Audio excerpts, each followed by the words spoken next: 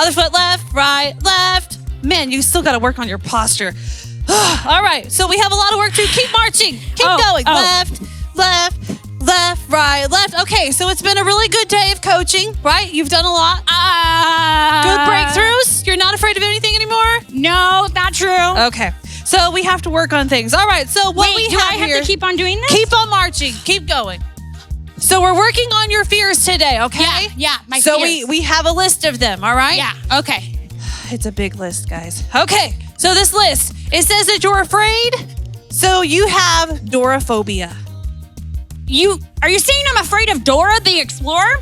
Dora the Explorer? No, you are not afraid of Dora, are you? I don't think so, but you made me confused. Okay, so Doraphobia is fear of fluffy things. Oh, yeah, then I'm totally afraid of that. True. She's not afraid of Dora, but she's afraid of teddy bears. I don't know. Okay, so you're afraid of fluffy things, and this is what we're going to do. Are you ready? I'm totally ready. You are going to be thrown into a pit of fluffy teddy bears. No! Yes! No, you see, fluffy teddy bears. Is if you did that, yeah, I would have to get dragged out. I'd faint. Why is and that? have to get dragged out. You would faint over a teddy bear. It's terrifying. We're not getting anywhere. Okay, so remember what we talked about. Yeah. Facing our fears head on. Yes. Okay. So let's try the next one. All right. Okay. You also have nyctophobia. So I'm a fear of Nicks. Everyone named Nick. Everybody named Nick. You know what? That makes sense. That makes sense. That is not true. Nyctophobia is you're afraid of the dark. Oh, no, that is totally true. Okay, so do you sleep with the nightlight? Every night, I actually use my cell phone and turn on the flashlight and flip it upside down. Sleep with it. So, facing fears head on. Because remember, this week is about faith over fear. So what I would rather do, though, is if I'm going to have faith over fear, I'm going to have to just avoid the fears then. That is not how this works. Not at all. Facing them head on. Okay, so you're afraid of the dark. This is the plan. We're going to go to the mountains. Yeah. I like the mountains. Yep. So this sounds We're going to good go to the mountains. Then it's going to be nighttime and I'm going to leave you there. Yeah. No. Leave you there. there. No way, Jose, because you'll come back the next morning and I will have fainted and you'll have to drag me out. Like a fainting goat. Yes, exactly. You make a goat like sound? a fainting. No. Okay. So fainting goat, remember facing head-on challenges. The next one you have is claustrophobia. So I'm afraid of people in clusters. Like when there's groups of people everywhere, I'm afraid of that. No. Well, that could fall into it. But you're afraid of tight spaces. That is totally true. So if you're playing hide and seek and you hid behind the couch, you would like... I wouldn't hide behind the couch. If I was playing hide and go seek, I'd be the seeker. Yeah, exactly. And if there was an elevator of 25 people, you would freak out a little bit. Yeah, because that's a tight space. Tight spaces. Too many people. Yep, you can't do it. I'd faint. You'd have to drag me out again. This is what we're going to do. Okay. We're going to put you in an elevator full of 30 people. No, 30 people. No. Facing those fears head on. I already said that I was afraid of tight spaces. Yes. And that if you did that, I was going to faint and you have to drag me out. Yes. That's going to happen with 30. Then we'll put a stinky sock in your face. I hear those wake you up. Wave it in your face, and then you'll be fine. Is it coming from your foot? Because I have smelled your feet. You know. So that's what we're going to do with that one. And then you have one more fear. I'm sure you have a ton more. But the one we're going to address today is acrophobia. So I'm afraid of people doing acrobats. No, but you would be afraid doing acrobats in the air. Just saying. Because it's afraid of heights. Yeah. So yesterday you talked about being afraid of the cliff. Yes. Yeah. Yes. So we're not going to jump off the cliff, right? Okay. Yeah. Because that's just crazy. It's. But faith over fear, not craziness over fear. Okay. But faith over fear is avoiding the fears, right? No, facing them head on. Goodness, she's not getting this. Okay. So the heights. This is what we're going to do. Okay. You know those really cool, high, tall cell phone towers with the red blinking lights so airplanes don't hit them? Yeah, they're so tall. You're going to climb the ladder. No, I'm not. Because what would happen? This is even more dangerous than the rest of the stuff. Okay, why? I'm going to faint while climbing the ladder and fall. Well, they hook you in with bungee cords, so you just be like... So then I'd be hanging. No. That'd be funny. Nope. Okay, so this isn't working because you're still wanting to run away, but you have to face your fears. I don't think this plan is going to work, do you? No, because I'm just going to faint all the time. Yeah, that's no good. I can't drag you around everywhere. I mean, I could. It'd be funny. So this is the new plan. Yes. So I was listening to the Bible story yesterday. Yes. And there was a lot of talk about God. Yes, and Esther. And Esther and Yes. Mordecai and Yes. how they like faced their fears. Yes, they did a great job. But they didn't do it like by jumping into a ocean full of swimming sharks everywhere. Exactly. They did it by going to God. Oh. What does that mean? So God is everywhere. Yeah, He's with us he is. all around. And so what we have to do is use the tools he's given us. So we can talk to him. That's prayer. And use a Bible. A You have one of those? Bible? I think so. I think I have one maybe in a bookshelf. I probably have to dust it off a bit. It's been a while. It's been a while. So let's try to find that thing and let's see if we can use it and then help you with the fears because this plan's not going to work. Okay, I think that's a good plan. I need straight back, marching up, knees high. Let's go. Left, left, left, right, left, left, left, left. Welcome to Faith Over Fear Day 2. Hi, Miss Janice. Hi, Pastor Danielle. Yesterday was so much It fun. was. I wonder what we're going to learn today. I wonder if they know the memory verse. I wonder if they practiced it yesterday. Ooh, that's a great question. Do you guys remember the verse? Do you guys remember it? Let me see. Oh, I see some I think they hands. do. I think Wow, so you guys are too. awesome. Wow, you guys are doing great.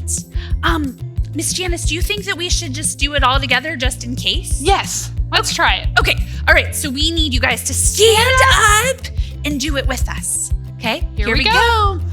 For God has not given us a spirit of fear, but of power and of love and a sound mind. 2 Timothy 1:7. Great job, guys. They did so They great. did. Miss Janice, Yeah, do you think that we can make it harder for them? I bet we can. I bet we can What- go. What do you think we should do? We should do it and say it really loud. I love being loud. Yes, me too. This is going to be so much fun. Okay, guys, you need to do with really loud voices this I time. hope they can do it. Okay, here we go. For God has not given us a spirit of fear, but of power and of love and a sound mind. 2 Timothy 1:7. That was awesome. They did really great. They did. I even tried to trick them with some of the motions, and they even caught Oh, it. that was good. Yeah, they're you guys getting are it. really paying attention. Ooh, Miss Janice. What? What if we did it really, really quietly? Ooh, that might be kind of hard, Pastor Danielle. I'm not sure if they could do that. You think we could try? Let's try it out. Okay. Here we go. Here we go. For God has not given us a spirit of fear, but of power and of love and a sound mind. 2 Timothy 1:7. Whew, That that was kind of hard. Yeah. That was really, really It's hard. hard to be quiet. Oh, so hard. But they did great. Great job, guys. Okay, friends, we want you to continue to practice. Practice, practice, practice. Miss Janice, do we get to come back tomorrow? We do. I'm so excited. And do it again? Yes. Great. We will see you guys tomorrow. Bye. Hey guys, Faith Over Fear Day 2. Our God is bigger. So come along with us as we sing about how big he is.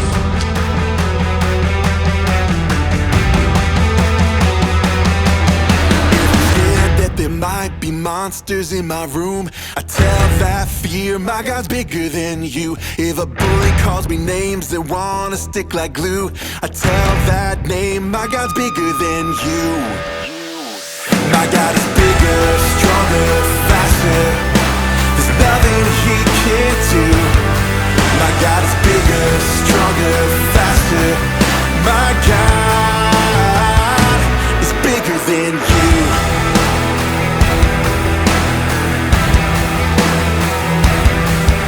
If I hear some crazy lies that pull me from the truth. I shout out loud, my God's bigger than you. If I'm tempted by my friends to do what I shouldn't do, I stand my ground, my God's bigger than you. My God is bigger, stronger, faster. There's nothing he can't do. My God is bigger, stronger, faster. My God is bigger than you.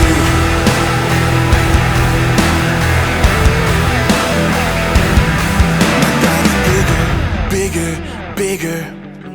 Stronger, stronger, stronger. Faster, faster, faster. Nothing is impossible.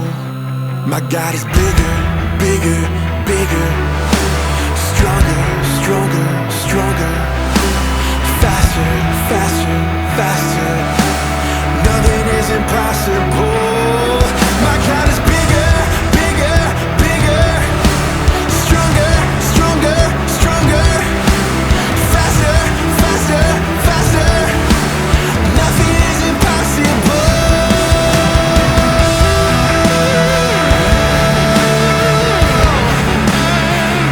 Nothing's impossible.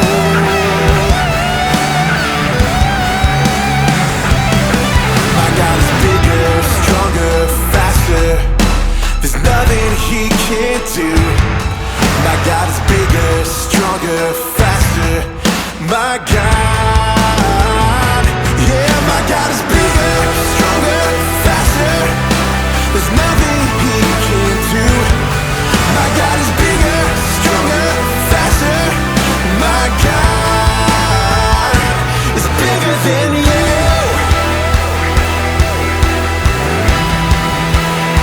My God is bigger than you.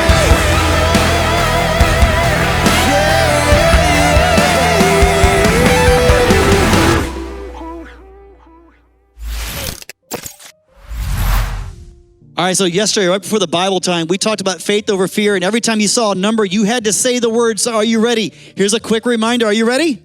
Faith over fear. Amazing. We're going to try it again, but I'm going to switch it up a little bit, so pay very close attention. Are you ready? Fear Very good. over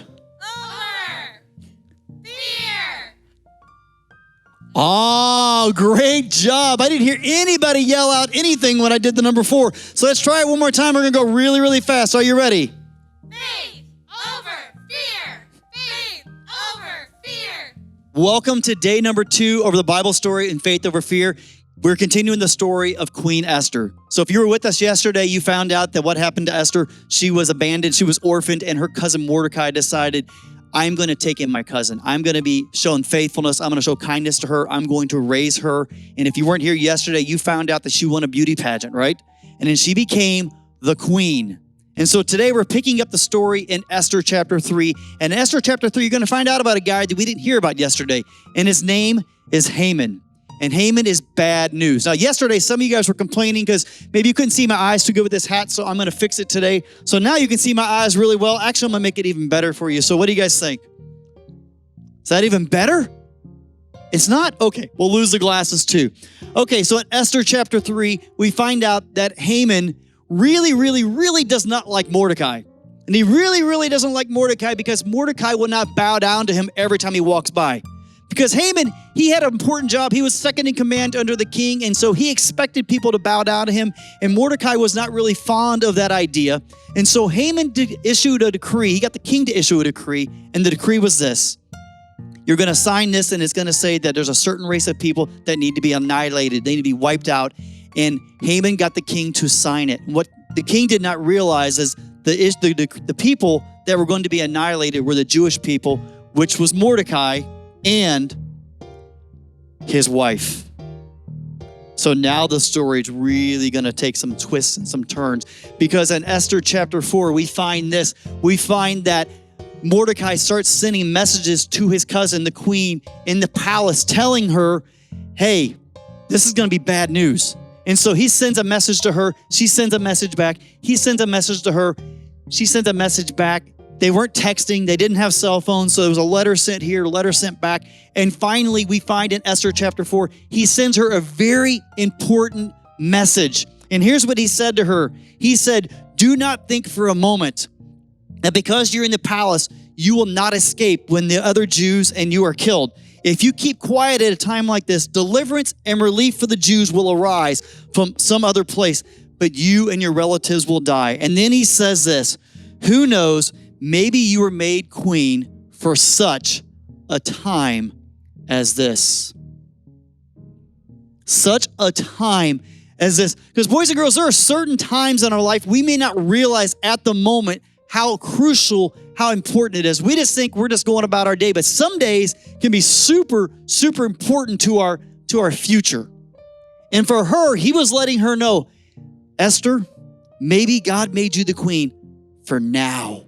You're supposed to be the queen for this reason. And so she sent a message back to him, and she said to them this, she said, go and gather all the Jews, and I want you guys to do this. I want you to fast and pray for the next 3 days, because I'm going to go see my husband, the king. And here's what she says in verse number 16. And if I die because of it, I die. So she knew the stakes were huge, but she also knew this is what God had put her to be, the queen. And so she goes to see him in Esther chapter number 5. And so she goes to see her husband. And in those days, if you were the queen, you couldn't just go see the king. Even though he was her husband, she had to be asked to come in. And so she goes to see him unannounced, and he sees her and he puts his gold scepter out and he says, honey, sweetie, yes, please come see me. What would you like? And she says to him, she goes, I want to have a banquet. And I want you to come, and I want your right-hand man, Haman, to come to the banquet. Now, boys and girls, what would it be like if you got to go to the king's palace for a banquet? What kind of food would be there? Anything you like is going to be there. If you want ribs, you're going to have ribs. If you want fried chicken, there's going to be fried chicken. If you want gallons of ice cream, anything and everything you're looking for the food would be at the king's banquet. So I kind of wonder, what kind of food would you guys like to have? I want you guys right now through Zoom to tell me what kind of foods would you like to have. So, Miss Joy, do we have any food the kids might like that are out here watching right now? Ooh, how many of you guys like Chick-fil-A? I could eat there 7 times a day. All right, we also have McDonald's. How many of you guys like those fast food places? It's quick, it's easy. We also have a little bit of Wendy's. It's bow time. So all these things could have been at the banquet, because anything you'd want at the king's banquet for the food, of course, it's going to be there. And of course, you might get thirsty, because after you eat, you might want something to drink as well. So I wonder if there would be any drinks they would be able to have besides just all the food, because if I'm eating, at some point I'm going to want something to drink along with that. And of course, a bunch of large drinks. So thank you, Miss Joy, for all the food that we're going to find at the king's banquet. So we get to the part in the banquet, and it's going wonderful. And in chapter 5, verse 6, he says to this, he says, what do you really want? What do you really want? I'll give it to you. I will give you, honey, sugar sweetie, even half of my kingdom. So now it's going to get really interesting, because he's now saying to her, hey, what do you want? And she says, oh, what I really, really want is tomorrow, let's have another banquet. And this time invite Haman to come again. So Haman is like thinking this life could not be getting any better, because what's happened? He's going to be wiping out Mordecai here in the near future. The king loves him. The queen loves him. How much better could it be? But we're going to find out that it's getting ready to change, because in Esther chapter 6, the king goes to bed that night before the banquet the next day, and he can't sleep. How many of you have ever went to sleep or tried to go to sleep, and you're just laying there and you're counting sheep and you're thinking about all these things? And so he cannot sleep. And so he says to his men, hey, come read my history book. Read about the stuff I've accomplished as the king. And as they began reading in Esther chapter 6, his story, there's a story that come across. And remember yesterday, whenever Mordecai had let his cousin know about Bigthana and Teresh? Remember those guys? Yeah. It was recorded that Mordecai had told Esther about this. So they're reading the history book. It gets good. It gets exciting. And all of a sudden, there's a story that Mordecai alerted his cousin about Bigthana and Teresh. So the story gets read to the king, and he's like, oh, have we done anything? So he calls for Haman. Haman comes in the room, and he said, hey, Haman, I got a question for you. if there's somebody that I really love and I really want to show kindness to and appreciation for what they've done, what should I do for them? Well, Haman, being the right-hand man, he's thinking, well, the king is talking about me, so this is going to be amazing. So he said, well, king, here's what I would do. I'd put them on a horse. And I'd ride them through the town and parade and talk about how amazing they are because you want to show appreciation and love because of how amazing they are. And the king is like, Haman, he says, Haman, you're right. That's what we're going to do. Go get Mordecai and do that for him. Dun, dun, dun, dun. I can imagine Haman's eyes getting his biggest saucers going, you've got to be kidding me. The guy I want to kill is now I'm going to put him on a horse and parade him through the town. So what did Haman do? He paraded him through the town on the horse, put a robe on him and said, this guy's amazing. Because that's what he had to do. And so tomorrow we're going to find out the end of the story because at the end of Esther chapter 6, we find out that the next banquet is about to happen. So here's my challenge for you guys between now and tomorrow. There are 3 songs that I love to listen to. I actually listened to them this morning when I was out walking, and they have to do with the word fear. And one of them is this by Zach Williams. It's called Fear is a Liar. So I want you guys to listen to that song. I also want you to listen to this, No Longer Slaves to Fear by Bethel, and also Stand in Your Love by Bethel and Josh Baldwin. They all deal with the word fear because God wants us to have faith. So when there's difficult times, and trust me, Esther is in a very pivotal time in history for herself personally, but for the Jewish people, she had to say, am I going to choose to have faith, to believe that God put me here for such a time as this, or am I going to have fear? That's a really big question. I've never had one of those circumstances in my life where I had to decide, am I going to do this to save the lives of millions of people? But you know what? You don't know in your future what those times can look like, but Esther realized because of where she was placed in history. So in closing, let me remind you of something. The phrase fear not is actually mentioned in the Bible 365 times. As you know, there are 365 days in our year. So I don't think it's a coincidence that it's in there 365 times because it's a reminder every day of our year that we should fear not. We'll see you tomorrow. Hey kids, God's love for us is never ending. So join us in worship one last time.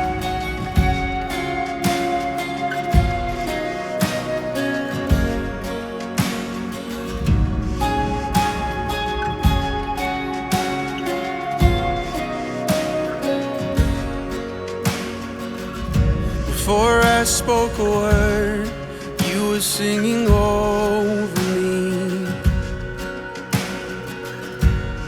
You have been so, so good to me. Before I took a breath, you breathed your life in me. You have been so, so kind to me.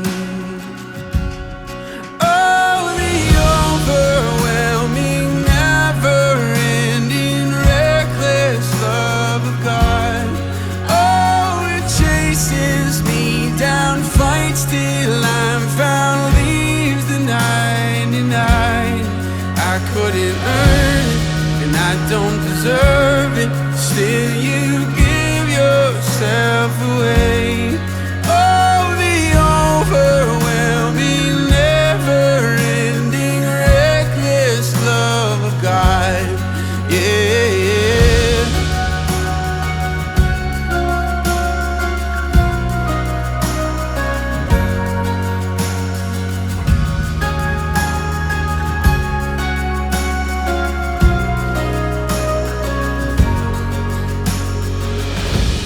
When I was your foe, still your love fought for me. You have been so, so good to me. When I felt no worth, you paid it all for me. You have been so, so kind to me. And oh, the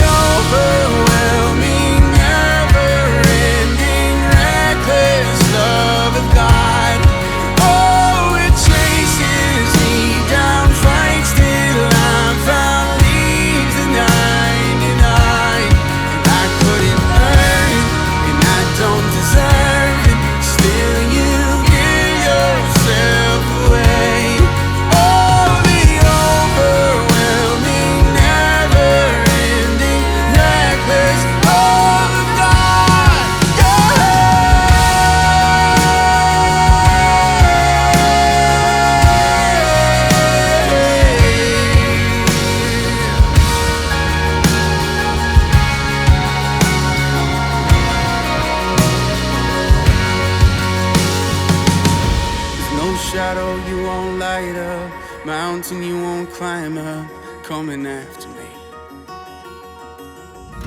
There's no wall you won't kick down, lie you won't tear down, coming after me. There's no shadow you won't light up, mountain you won't climb up, coming after me.